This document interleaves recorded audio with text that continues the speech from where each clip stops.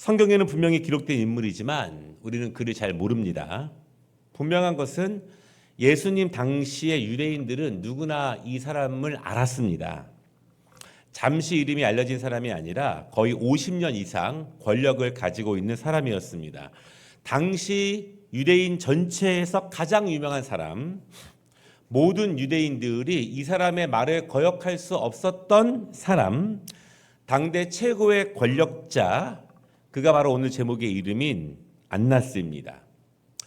어찌 보면 사도신경에 나와 있는 본디오 빌라도 그의 이름은요, 모든 유대인들이 아는 이름은 아니었습니다. 그가 로마 총독이었지만 팔레스타인 지역에서 가장 힘이 센 권력자는 아니었습니다. 다만 그는 예수 그리스도의 십자가형을 최종적으로 판결한 관리로서 사도신경에 그 이름이 기록되었고 모든 믿는 자들의 표적이 되었습니다. 그런데 오늘 말씀을 보면은요, 예수님을 붙잡은 군사들이 예수님을 결박한 후에 처음 데리고 간 장소가 바로 오늘 안나스의 집입니다. 그리고 오늘 성경이 설명하기를 그는 대제사장 가야바의 장인이더라, 이렇게 소개를 하고 있습니다.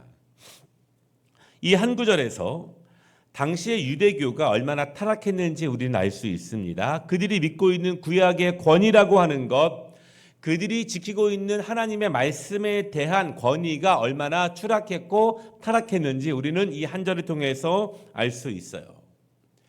대제사장은 평생직입니다. 이것이 구약의 말씀입니다. 죽어야 다음에 대제사장이 다시 세워지게 됩니다. 그런데 그것이 세속적으로 변했습니다. 많은 제사장들 가운데서 대제사장을 하고 싶어하는 사람들이 굉장히 많았습니다.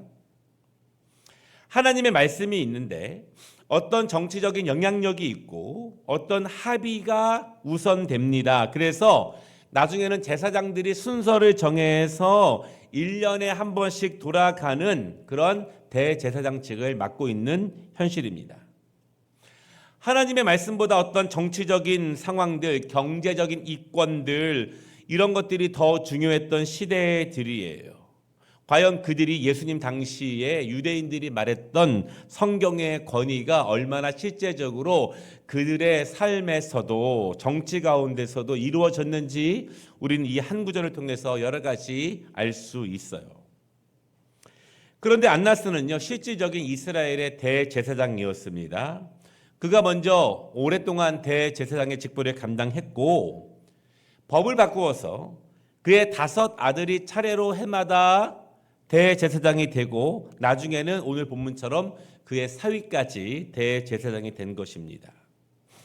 사실은 매해 대제사장이 있었지만 1년이라도 맞는 그들에게는 영광이 되겠지만 이 모든 것을 움직이는 사람은 안나스였습니다. 그리고 실질적으로 그를 통해서 대제사장이 해마다 세워지게 됩니다. 그래서 예수님이 잡히셨을 때 그 군사들이 예수님을 안나스에게 처음 데리고 간 것은 너무나 당연해요. 왜냐하면 그가 최고 실권자이기 때문에 그렇습니다. 예수님의 십자가의 사형, 그를 뒤에서 조정한 실질적인 사람, 실질적인 권력자가 바로 안나스예요. 그리고 예수님을 첫 번째로 신문한 사람도 안나스입니다. 우리가 어떤 사극이나 드라마를 보면은요, 중신들이 있는데 뒤에서 조종하는 사람이 있잖아요. 중신들이 끝나면 어디로 가요? 그 사람네 집으로 가가지고 쭉 모여 앉지 않습니까? 그런 실질적인 권력자가 안나스예요. 그는 약 50년 이상 이스라엘의 종교적인 권력을 가진 사람입니다. 뿐만 아니라 경제력도 가진 사람이에요.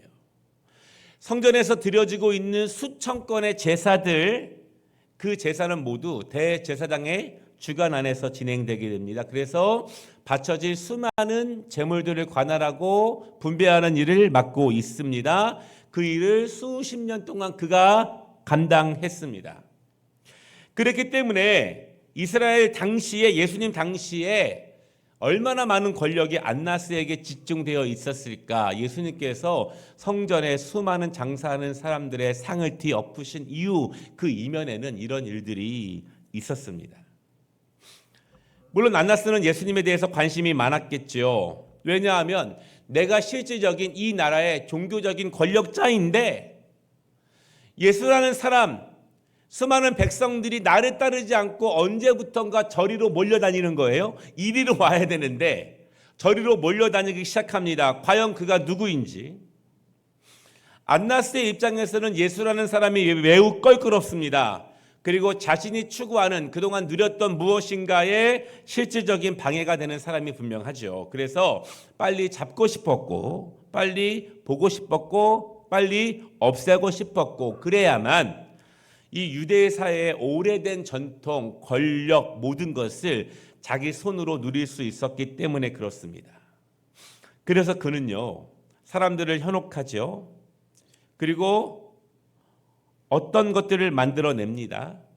그리고 예수를 치리해야 되고, 그리고 가장 많은 권력을 쥔 자신을 통해서 무엇인가 이루어지기를 바랬습니다. 그래서 오늘 예수님을 잡게 했고, 예수님을 가장 먼저 자신의 집 앞마당에서 신문하고 있는 광경이 오늘 본문의 모습이에요.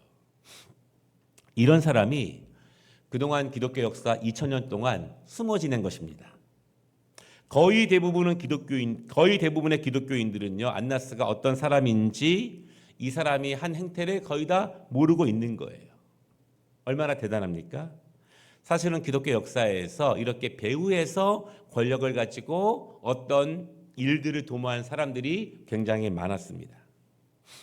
오늘 안나스는요, 법 테두리 밖에서 무엇인가를 하고 있는 것입니다. 예수님이 종교적인 죄인이라면 당연히 산헤드린 공회에서 예수님에 대해서 처리를 해야 합니다. 예수님이 사회적인 어떤 정치적인 혐의가 있다면 로마 총독이 그 일을 처리해야 하죠. 그렇지만 이 안나스는요, 이 모든 절차들을 뒤로하고 어떤 공식적인 법적인 것을 뒤로하고 바로 자기 가장 편한 집 앞마당에서 예수님을 잡아와서 어떤 일을 하고 있습니다. 모든 것이 정상적인 절차가 아니에요. 예수님을 잡으려고 하는, 예수님을 죽이려고 하는 모든 것은 어디에도 공식적인 절차가, 정식적인 통로가 없었습니다. 불법적인 것이었고 자신들에게 주어진 무엇인가를 이루기 위해서 모의를 하고 정치적인 협의를 하고 딜을 하고 백성들을 선동해서 결국 자기의 뜻을 이루는 사람들의 모습입니다. 이 사실이 굉장히 중요한데요. 지금도 공식적인 권력을 통해서 복음을 박해하는 국가들이 많이 있지만 실제적으로는요, 비공식적이면서 그리고 불법적으로 눈에 띄지 않게 합법을 가장해서 복음을 방해하고 그리스도인들이 핍박하고 교회를 괴롭게 하는 일들이 사실 굉장히 많다는 점들. 안나스처럼 몇백 년, 몇천 년 동안 숨어 있지만 이름이 알려지지 않았지만 실질적으로 그리스도적인 그런 역할을 하는 사람들이 얼마나 많은지 우리가 알 수 있습니다. 오늘 19절 말씀을 보면은요, 이 대제사장이 신문하는 장면이 나옵니다. 안나스가 예수님을 신문하는 거예요. 그의 질문을 보면은 그가 얼마나 교묘한지, 그가 얼마나 예수님을 증오하고 있는지, 얼마나 악한 감정을 가지고 있는지, 악한 결정을 하고 있는지 우리는 잘 알 수 있어요. 19절에서 그는 두 가지 질문을 하는데요. 첫 번째는 제자들에 관하여서 질문을 하고, 두 번째는 무엇을 가르치고 있는지에 대해서 질문을 하게 됩니다. 먼저 질문은 이거예요. 너의 제자들은 어떤 사람들이냐? 이것입니다. 너의 제자들은 어디 출신이냐? 너희 제자들은 어느 가문 출신이냐? 그들의 직업은 무엇이냐? 이런 질문이 1번의 질문이에요. 역사가들에 의하면 예수님께서 복음을 전하실 때 가장 큰 약점, 가장 큰 공격거리는 제자들이었습니다. 한마디로 예수님이 데리고 다니고 있는 그 옆에 있는 그 사람들이 너무나 볼품없는 사람들이라는 거예요. 아니, 저 고기 잡는 베드로잖아. 아니, 저 나쁜 세리잖아. 예수님에 대해서 알기 전에 그 옆에 있는 사람들에 대한 사회적인 평가, 그들이 평소에 알고 있었던 모습,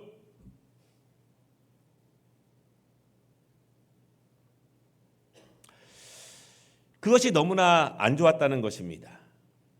이 낮은 사회적인 계급, 비천한 직업들, 과격한 성격들, 못난 성품들, 사람들이 절대로 존경할 수 없는, 따를 수 없는 그들의 말을, 그들이 무슨 말을 해도 들을 수 없고 믿을 수 없었던 그 예수님 옆에 있는 사람들의 모습들.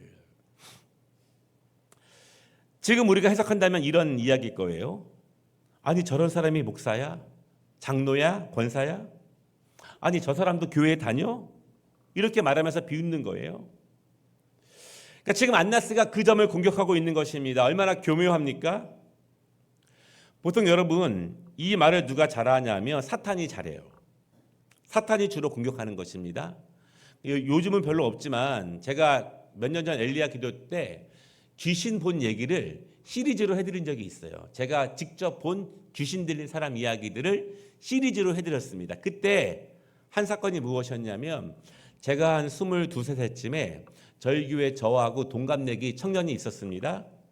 모든 교회의 성도들의 찬사를 받고 있는 서울대 법대생. 굉장히 열심히였습니다. 교사로도 최고 교사.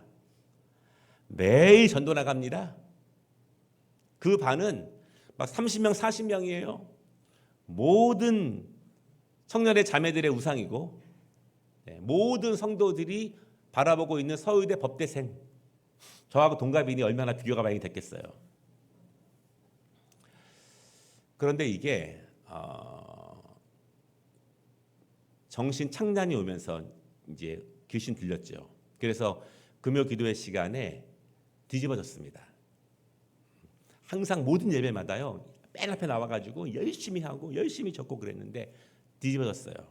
그래서 그때 전도사님이, 전 청년이니까 전도사님이 인도하셨거든요. 전도사님이 놓고 막 기도하는데 갑자기 뭐라 그러냐면, 누워서 발광하면서, 야, 너 같은 게 뭘 한다고? 내가 너를 다 아는데 너 같은 게 무슨 나를 쫓아내? 야, 웃기지도 마라. 실제로 막 조롱하는 거예요. 그러니까 사탄이 귀신 들린 자들이 발악할 때, 나가기 싫을 때 가장 많이 공격하는 것이 무엇이냐면, 그를 쫓아내려고 하는 그 사람을 공격합니다. 여러분, 그렇게 공격하니까 얼마나 당황하겠습니까? 옆에 있는 사람들이 얼마나 좀 그러겠어요. 왜냐하면 전도사님이 붙잡고 기도를 하는데 그렇게 이야기를 하니, 이런 방법 많이 써요. 이런 방법. 사탄이 주로 이렇게 공격을 합니다. 메시지를 공격하는 것이 아니라 메신저를 공격하는 것입니다. 그 사람이 지금 무엇을 말하고 있는가, 그것이 중요한 것이 아니라, 말하는 저 사람이 어떤 사람인데, 형편없는 사람인데, 능력도 안 되는 사람인데, 깜도 안 되는 사람인데, 어떤 사회적으로, 신앙적으로 이렇게 비판을 하는 거예요. 사실은 이제 우리 모습 가운데도 이런 모습이 있죠. 제가 어저께 어떤 기사를 하나 읽었는데요. 되게 유명한 김동호 목사님 있죠. 김동호 목사님. 그 아들이 목사님이더라고요. 아들이. 근데 청년 때 막 술 먹고 교회 왔대요. 그럼 권사님들이 찌릿찌릿 하잖아요. 그럼 반항을 했대요. 우리 아버지가 목사지 내가 목사냐고. 본인이 목사 안수를 받을 때 다 놀랬대요. 모든 성도들이. 그리고 오랫동안 설교를 해도 좀 영양가도 별로 없고 잘 받아들이려고 하지도 않고, 사실은 이제 이런 모습들이 있죠. 그 사람이 말하고 있는 메시지에 주목하는 것이 아니라 그 사람의 과거의 모습, 형편없는 모습, 연약한 모습에 많이 우리는 바라보고 다 평가해 버리죠.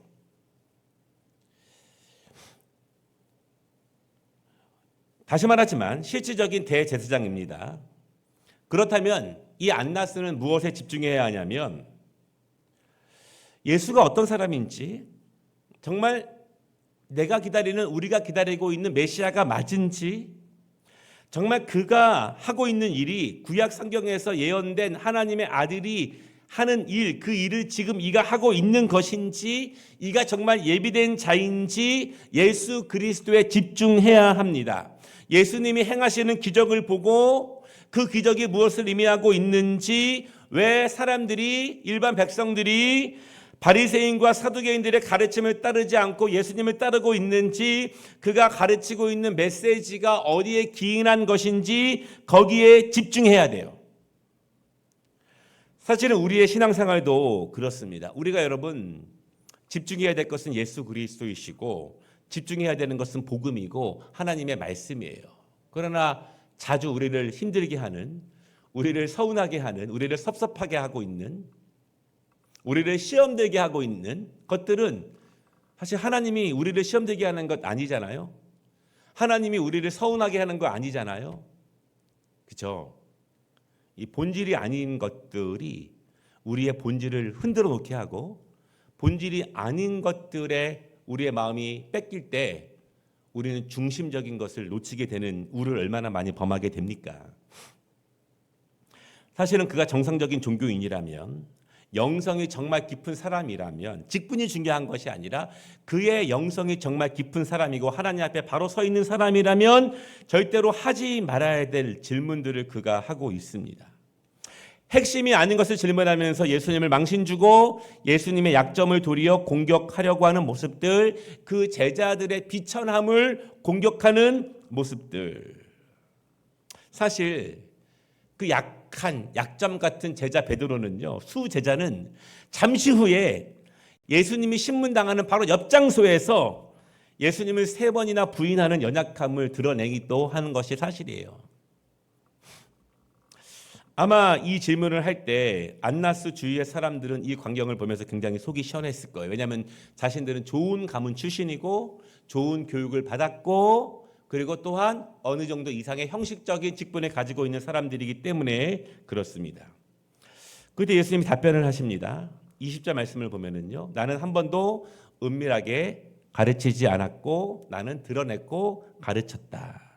강하게 말씀을 하시는 거예요. 그 점을. 예수님이 밝히신 것, 보이신 것, 하나님의 아들로서 구약에 예언된 그 일을 하시는 것에 대해서 깊이 밝히신 것에 대해서 말씀을 하십니다. 그때 22절에 보니까요, 안나스 곁에 있던 어떤 사람이 예수님을 손으로 칩니다. 감히 이런 거죠. 그때 예수님께서 분노하시면서 말씀을 하시는 거예요. 중요한 점은요, 예수님도 분노하셨다 이거예요. 예수님도 진노하셨습니다. 큰 소리로 말씀하셨습니다. 언제 그랬냐면 진리가 왜곡될 때, 하나님의 말씀이 곡해될 때, 그때 예수님은 진노하셨습니다. 더군다나 마땅히 하나님의 말씀에 집중해야 하는 사람들이 그렇게 하지 못할 때 예수님은 그 점에 대해서 진노하시는 거예요. 다시 말씀드리면 목회자들이, 영적 리더십들이 당연히 누구보다 먼저 하나님의 말씀에 집중해야 되고 하나님의 말씀에 민감해야 되고 그 말씀이 이루어지는 것을 자세히 보아야 하고 그 말씀을 먼저 이루어야 하는 사람들이 그러지 못할 때 예수님은 진노하시는 것입니다. 마땅히 하나님의 교회에서, 마땅히 하나님의 성도들에서, 믿음의 공동체에서 그런 일이 벌어지지 않을 때 예수 그리스도께서 진노하신다는 사실을 우리는 다시 한번 생각해 볼 필요가 있습니다. 우리도 그런 점들을 본받을 필요가 있습니다. 여러분, 우리가 엄한 데 진노하고 분노하는 것이 아니라 복음이 왜곡될 때, 하나님의 말씀이 잘못 사용될 때 우리는 분노해야 되고 그것을 바르게 다시 제 자리로 돌려놓을 필요가 있습니다. 그리고 오늘 24절에 보면은요, 안나스는 예수를 결박하여서 이제 공식적인 절차인 가야바에게 보내게 됩니다. 말씀을 마치겠습니다. 안나스는 실질적으로 예수님을 죽음으로 몰아넣은 사람입니다. 가장 아픈 것은요, 가장 가슴이 아픈 것은 버선발로 뛰어나가면서 가장 기쁨으로 예수님을 영접해야 하는 그가 예수님을 죽이는 데 가장 큰 영향력을 발휘했고 지금까지 숨어 지냈다는 것입니다.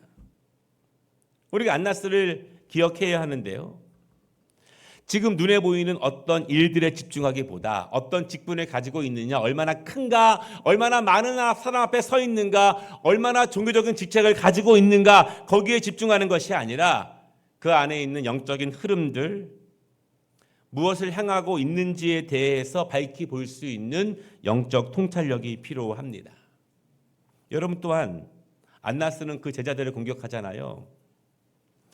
안나스처럼 저 연약한 사람들을 바라보게 되면, 연약한 사람들에게 집중하게 되면은요, 그 사람에 대한 존경도 사라지게 되고 비판만 가득하게 됩니다. 그러나 그 사람 안에 있는 복음, 그를 통해서 역사하시는 복음, 그가 선포하는 복음에 집중하게 되면 사랑하게 되고, 또한 그 사람을 통해서 역사하시고 일하실 하나님의 역사에 우리는 소망을 둘 수 있습니다. 사랑하는 여러분, 한 주간 살아갈 때에도 오늘 말씀을 또 기억하면서, 또 오전 말씀도 기억하면서 말씀이 우리의 실제적인 삶 가운데서 나타날 수 있도록 꼭 기도하시고, 또 그렇게 하기 힘든 상황에 그때 하나님 말씀을 이룰 때 또 그 말씀이 어떻게 역사되는지를 기대하면서 함께 믿음으로 승리하는 한 주간 되시기를 주님의 이름으로 축복합니다.